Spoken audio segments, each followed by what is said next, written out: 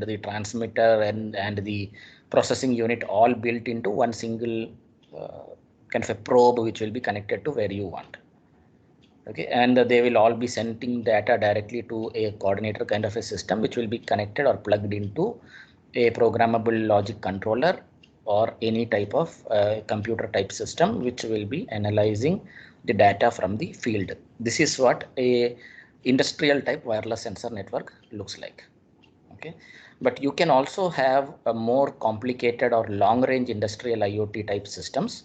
We'll just have a look at that. That is the second the video that you are seeing on the right hand side. Okay, let's get started with that.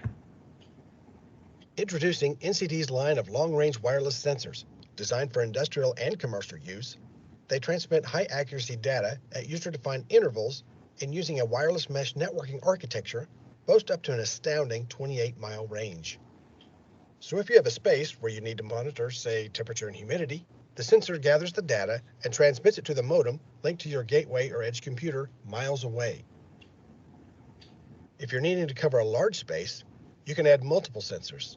Each device broadcasts as a unique node within the network, so you receive data from each individual sensor.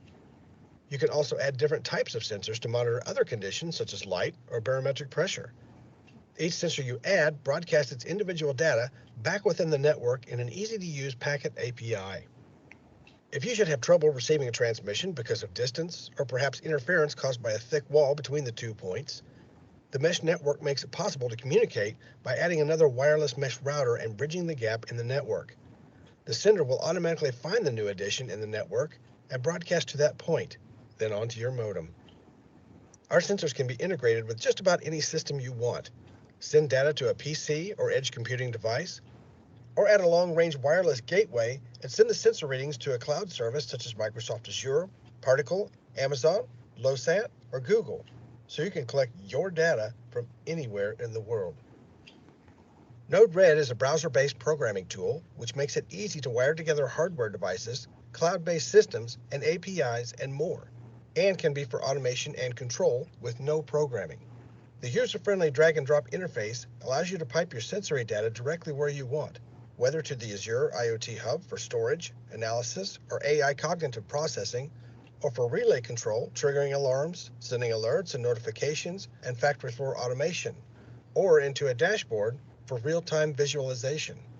NCD has developed an extensive Node-RED tool set to send your data where you need it most. These sensors can either be powered by 2 AA batteries with an operational lifetime of up to 10 years, depending on environmental conditions and the transmission interval you choose, or they can also be externally powered. Built for reliability and long life, the price, accuracy, range, battery life, and security features of our wireless sensors make them an affordable choice which exceed the requirements for most industrial as well as consumer market applications. Learn more about them on our website under Enterprise Solutions at ncd.io.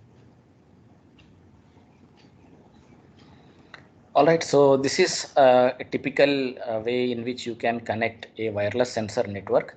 And if you look at the video that we have seen just now, they mention, Introducing NCD's line of long-range. Let's go to the next slide. Okay, yeah. So if you notice, they were actually talking about individual devices which were talking to each other, but not directly to the cloud. So this is one small difference that you will find between your conventional IoT devices and the wireless sensor networks. So the network is formed between the sensors and you have a data transmission that happens maybe from a gateway or something like that.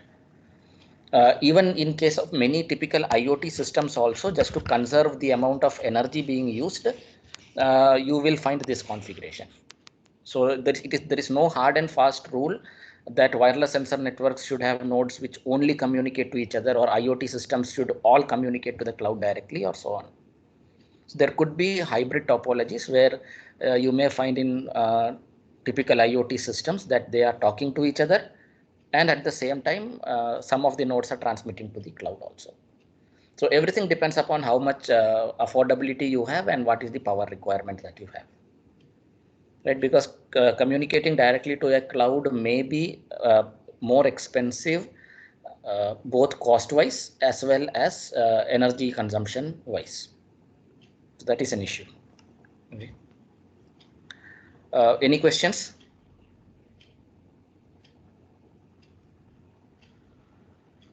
No, sir. Okay. So these are the two ways in which you will usually be designing your IoT system. It will either be an event-driven system or a periodic system.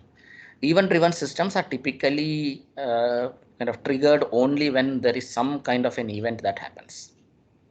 Like for example, if you're trying to measure the or trying to identify the presence of forest fires in a jungle. So you have several IoT nodes which are spread all throughout the forest, but they will not be transmitting unless they detect the presence of fire. So these kind of systems are called event triggered. Or for example, if you're trying to detect the presence of wild elephants or something like that. So the individual IoT nodes which are spread throughout the jungle will be active. They will be continuously checking for the presence of elephants, but they will transmit the data only when the elephant is detected by them.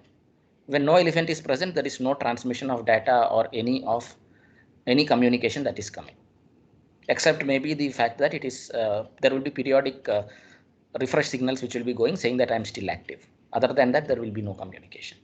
Whenever there is an event, you will get the communication. Otherwise, nothing will happen. Okay. The second type is when you have periodic transmission at regular intervals. So, for example, say you are trying to measure the weather parameters at a remote location. So, in that case, there is no event triggering that happens. You will need the temperature and the wind velocity and the rainfall maybe every 15 minutes. So every 15 minutes, a transmission will happen. Whether you want it or not, it does not matter. That the IoT system which is sitting in that particular location will transmit the details every 15 minutes. There may be changes in the readings, there may not be changes in the readings, but you will get the values every 15 minutes. Okay, so periodic intervals. For maybe faster applications, you may need faster intervals. Right. So for example, if you're trying to measure the temperature of a machine or something, you may need it every 5 seconds or 10 seconds or 15 seconds, depends. So these are the two major ways in which you do this. Okay, typically event driven systems are used when you have severe constraints on the power requirement. As I said, the example of putting nodes in a forest, you will not be able to go there and change batteries frequently. So the idea is that you trigger communication, which is the most energy intensive process, only when some event happens. Okay, only when there is no other go and you have to transmit data periodically, you use the periodic transmission mode. Okay, I'll go to the next one. Yes, Hello? sir. Yeah. Okay. So the next thing that we should be talking about is autonomy. Okay, so what do we mean actually by autonomy? What we mean is that the typical wireless sensor network objects are self-configuring. That means they are able to create ad hoc kind of networks, and they are also able to configure themselves based on the conditions that they can detect. What do I mean by that? I mean that if you have a wireless sensor network, some of them may be closer to the gateway or maybe closer to the node, or they may be able to transmit data better. So in that case, what will happen is that all the other nodes which are not in a position to transmit the data directly to the gateway will route the communication to this particular node. And this particular node will handle all the communication and transfer it to the gateway. Right. So this can happen dynamically. So sometime later, maybe this node fails. So the system will again reconfigure itself to find the next best node that it can direct the communication to. So the next node in the network will take care of this, and it will begin to transmit to the gateway. So on and so forth. So you will have networks which are self-configuring. In case of some failure or something, other nodes are able to take over. So robustness is one of the key aspects of the network. So there are so many nodes in a wireless sensor network that your damage to one or two nodes will not affect it, because network will reconfigure itself to handle that kind of a situation. It's not a very difficult thing to do. All that you have to do is just look at the health of the nodes, and based on the health of the node, you will be able to decide what functionality to allocate to that particular node. So all this can be done at the software level. And this can be done at the level of programming itself. At the central server also you can do this, or in the individual nodes also you can push the programs which can do the necessary functioning. Okay. So that is the idea of autonomy in wireless sensor networks. So next we go to the idea of how smart objects are connected. Okay.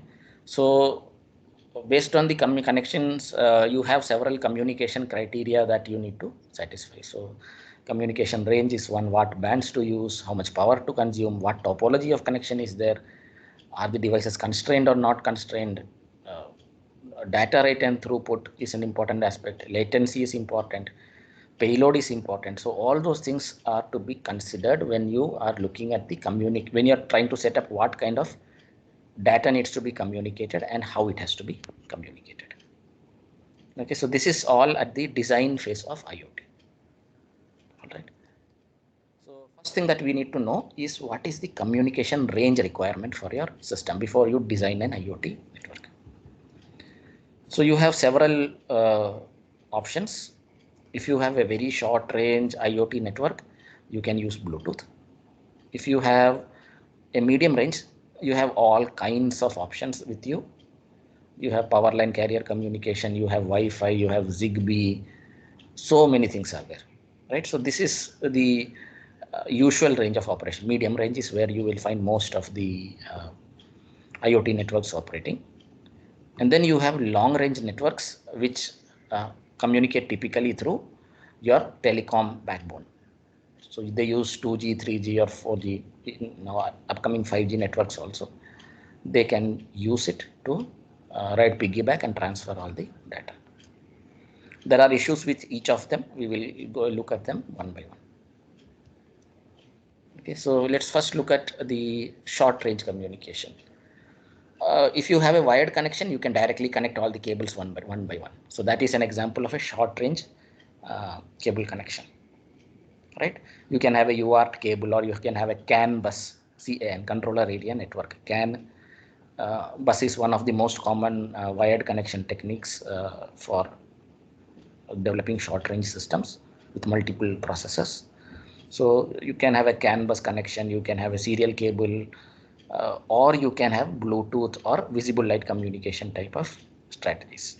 I have not seen many visible light communication networks, mainly because of the cost involved, but I have seen some cases where you use Bluetooth, and you also, I have seen many cases, most of the cases that I have seen typically tend to use CAN network protocol, controller area networks. Okay, CAN is also the communication protocol of choice for automotive systems. So if you have time, please go ahead and read about CAN protocol and how to implement that. You may have some microcontroller boards which have CAN controller built into them.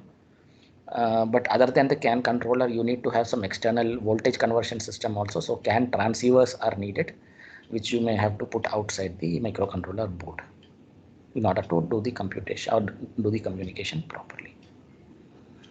Okay, so that's it. And usually, because nobody really does very short range IoT installations or IoT communication. Only when you have very extreme conditions where you cannot go into a particular room, or when you do not like you have a lot of what do you say, poisonous gases, or when you have this kind of very volatile components in the room and you cannot go in there every time. So those kind of cases only you will find IoT at a very short range. Okay, so it's a very not a very common way of setting up an IoT system. Okay, can I go to the next slide? Yes, sir. So next is the medium range communication. This is typically what you will find for almost all of the IoT systems.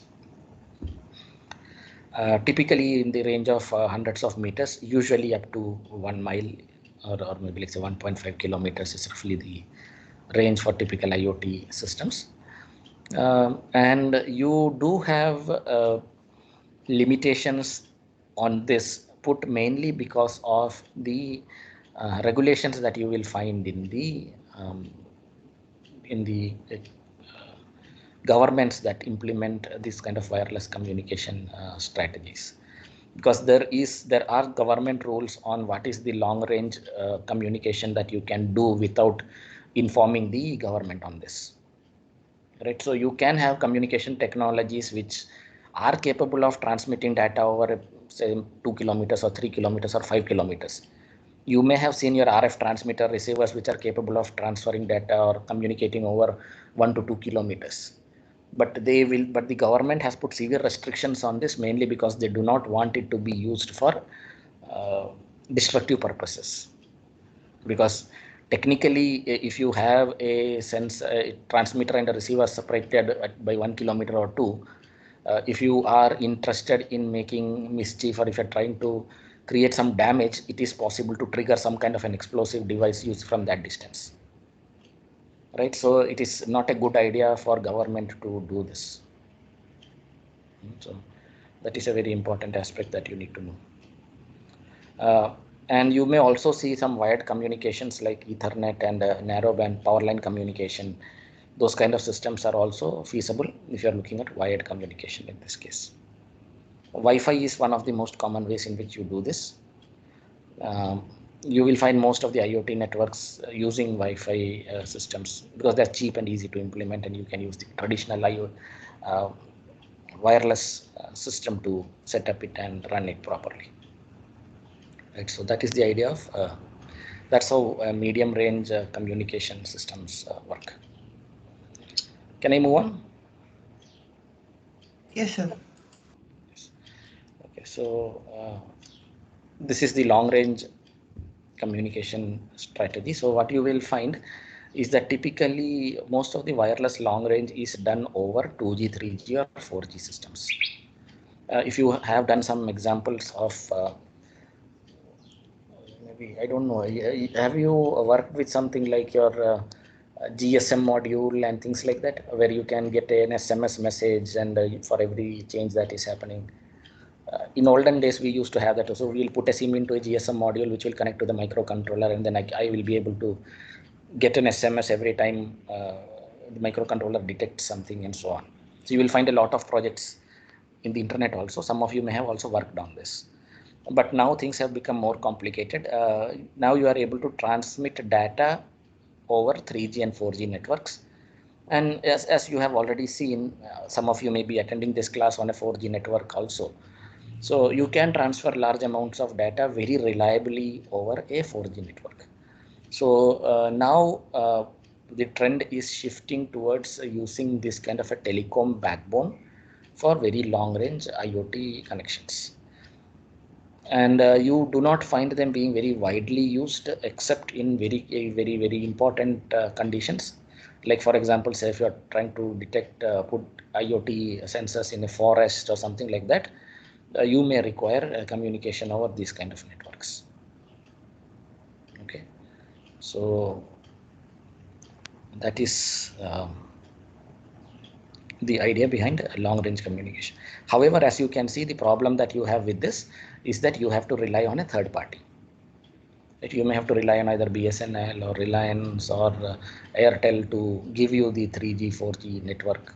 And obviously the reliability of the network depends upon somebody outside your control.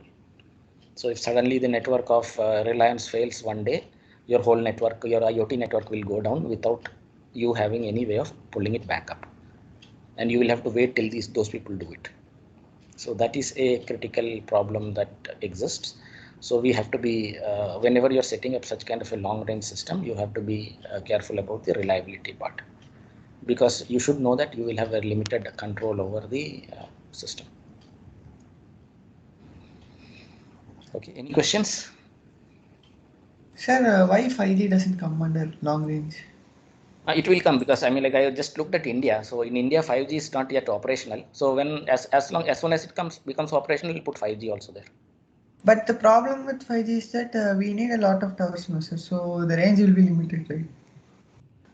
Not necessarily. The thing is that if you're transmitting it over 5G, wherever the 5G network is available, you will be able to get the data, no? That is what we are talking about. We are not looking at physical location of towers. Oh, okay, sir. Okay. So if you are on a 5G network, wherever you are on a 5G network, that data should be kind of available to you. So that is the idea behind it. I'm not looking at the physical location of towers and things like that. So please remember 5G will also come here. Cellular, all cellular technologies, 2G, 3G, 4G, 5G will come here. But because in India it is not there, I have not put it there. When 5G comes, I will put it here. Okay. Any other questions? No, sir. Okay, then I'll go to the next topic that we were looking at, which is on the frequency bands. So what do you mean by frequency bands?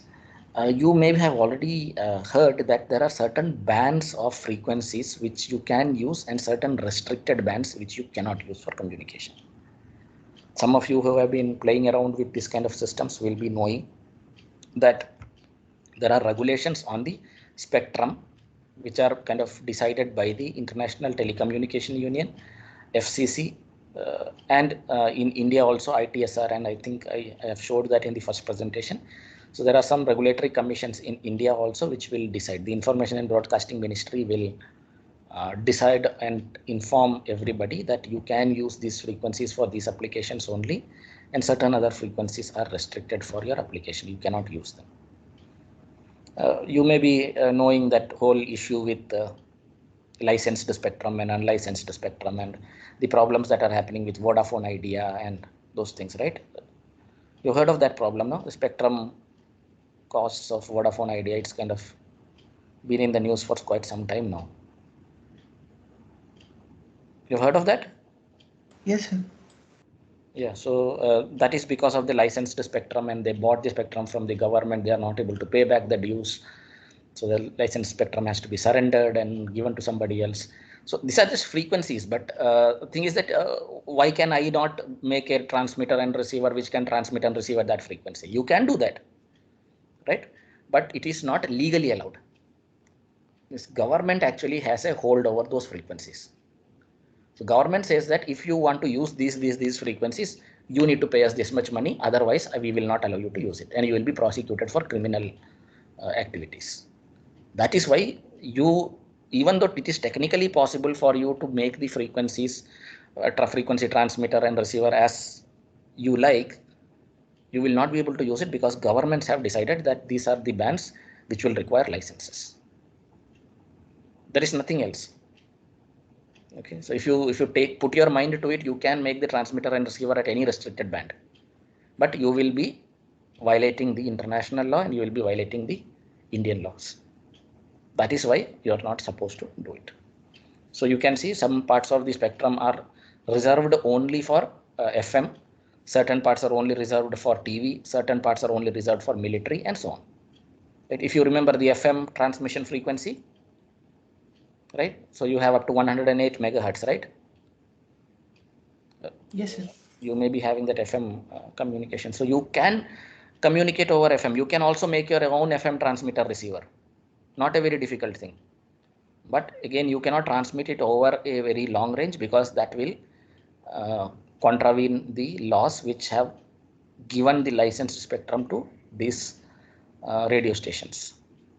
Like that you have FM Rainbow and you have all those kind of FM channels. They pay money to the government to get that spectrum allotted to them. So if you decide your own, one fine day, if you decide that I will transmit at this frequency, everybody is going to have a lot of problems with you.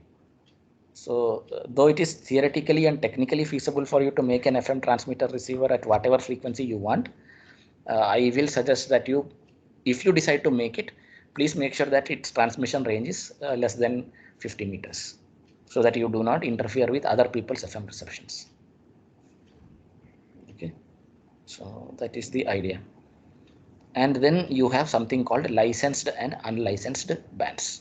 So licensed ones are the ones that I talked about just now, right? Like the FM frequency range is licensed. government will charge some amount of money to transfer that spectrum to that particular the radio station, right?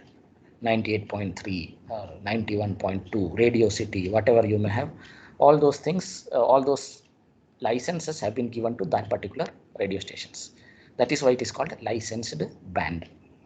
And then you have some other bands which are left as it is. That is mainly for people like us to play around and make our own system, check it out, and so on and so forth. Right? So if you look at the licensed spectrum, this is what we are talking about. Right? Cellular, WiMAX, narrowband IoT, and so on. But if you have a licensed spectrum and you want to use it for your IoT communication, you will typically be paying the license holders some amount of money and use their services. So you can buy a machine to machine or M2M SIM from Airtel. I think I have shared the link of this in the first class that we had. You can go to M2M from Airtel and you will see that there is a separate category of chip of SIM cards that are available only for machine to machine communication. So if you want to build a IoT network, you can have an M2M SIM card which will have very limited functionality. You cannot use your normal, you cannot use it in your normal phone to make calls and other things, but you can use it for transmitting data and receiving data and other stuff.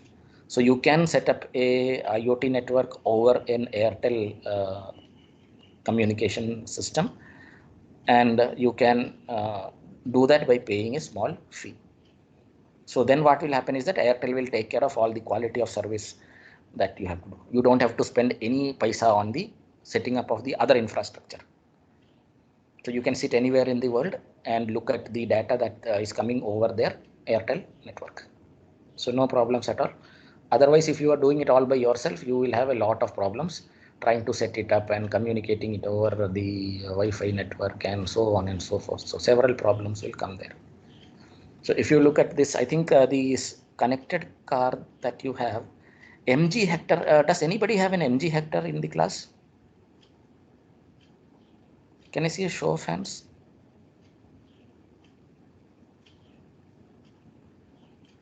No, nobody has got an MG Hector. I'm suspecting that the MG Hector that you have, it uses the Airtel network. You've seen that car, now it says internet inside and all those things. You've seen that? Hello? Sir, I guess it's Yes, also sir. an electric scooter, sir. Cindy? Electric scooter, sir. Aether.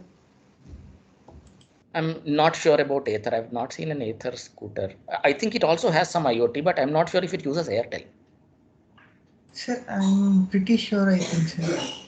Okay, then then that's fine. So like now you get the idea, right? So each of that, your scooter actually becomes an IoT node. It's a mobile IoT node in that sense.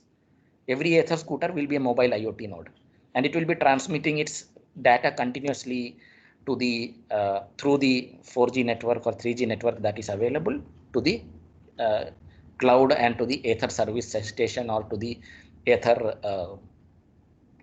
what do you say, corporate headquarters, where they can see and monitor how the device is working, how the scooter is working.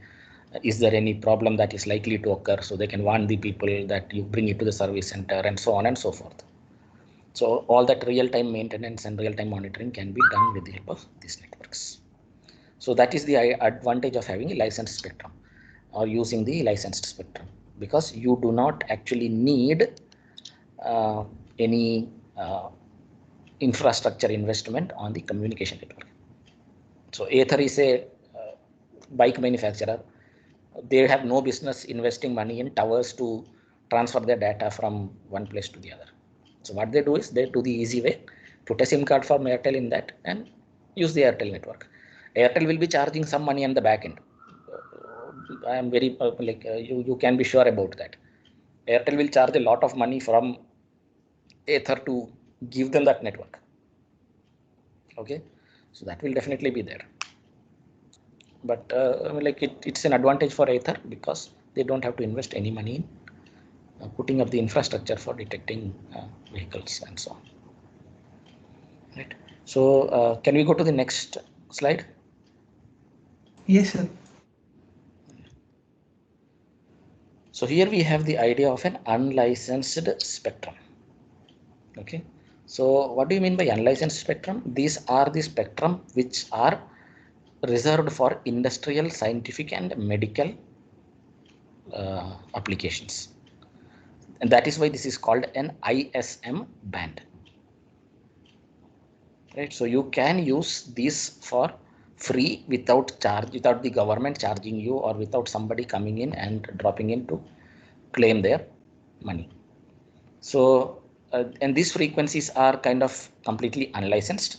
So if you look at this, you will find that these are the frequencies which you will very commonly find. The 2.4 gigahertz band that you find in your Wi-Fi system is one example, right?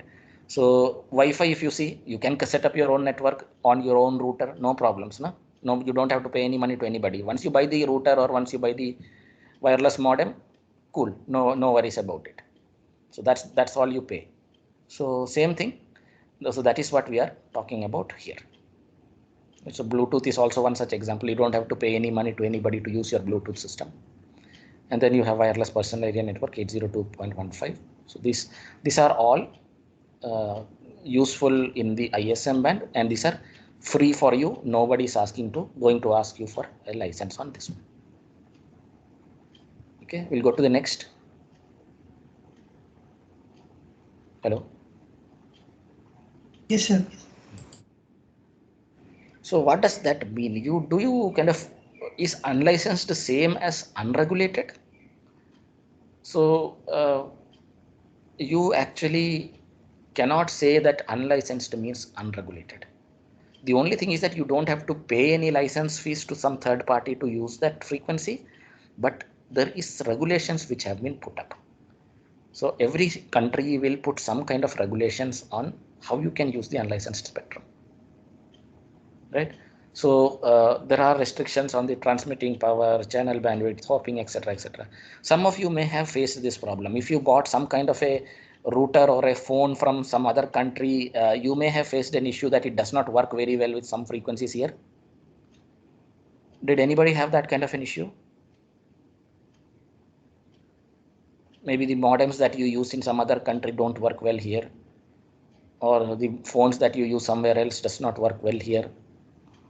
So that is a common problem that people face when they come from some foreign countries, certain countries.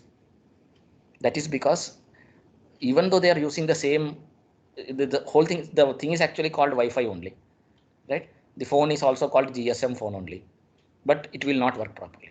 Why? Because each government has put some restrictions on what type of uh, channel hopping and what kind of transmit powers can be used and so on and so forth. So India forms a group of countries which follow the same criteria. There are certain other countries which have formed another group which follow some other criteria. So there are different groups of countries which follow different criteria for doing this. So when you go from here to there, you may have issues with this. I think India and South Korea are in different categories. So if you're going to South Korea, you may have issues with your mobile phone. And I don't remember exactly, but I think there is some issue there. Frequencies are different. So like it's like a group of countries, right? So that's but India and I think Thailand, you should not have any problems. So something like that is happening. Okay. So and you heard of those things like quad band and all those things in your phone? You must have seen that. When you bought a new phone, did you see that? Something called quad band GSM and all those things? Yes, sir. Yeah, that is because you have multiple bands in which it will operate. So it will pick any one of those bands and start operating. So it becomes more relevant for other countries also. So something like that, right? So that is the idea of, so please do not get confused when I say unlicensed, it does not actually mean unregulated. Okay. So I think we have, how much time do I have now? I'll just take for 3-4 more minutes and then we can stop and have some questions, whatever you may have. Right. So next slide is unlicensed spectrum. Right. So what are the advantages and disadvantages that you have? You have the advantage that unlicensed spectrum is very simple. Okay, because you do not require a service provider, you do not have to get an M2M SIM from somebody. No such trouble is required. No KYC filling is required. Nothing is needed. But the problem is that anybody can do this. So if you and your friend both decide to work in the same frequency range, there will be interference.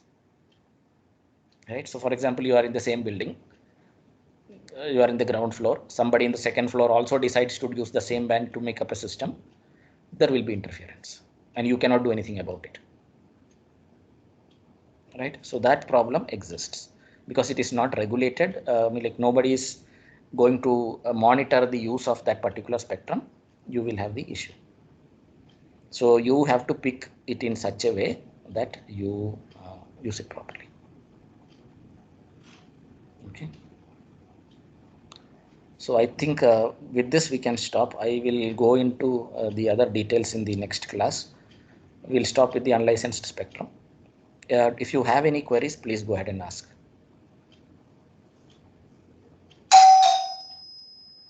Just 1 second.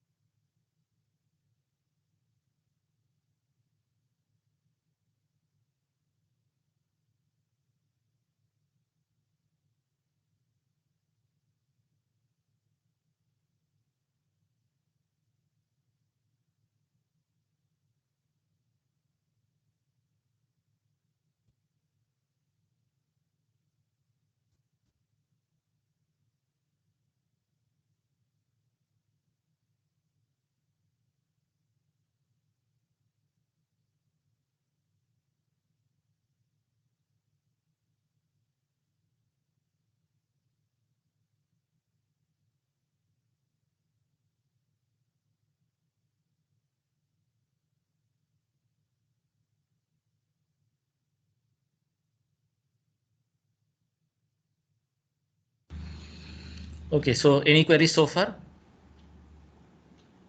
No, sir. Oh, okay. So if there was no question, then I think we can break for now. I'll just download the attendance. Okay. Okay, then thank you all for attending. I have uploaded all the previous previous presentations in AUMS. You can go through that. Okay, so this will be uploaded as soon as I finish this presentation. Okay, so thank you all for attending. Bye. Thank you, sir. Thank you, sir.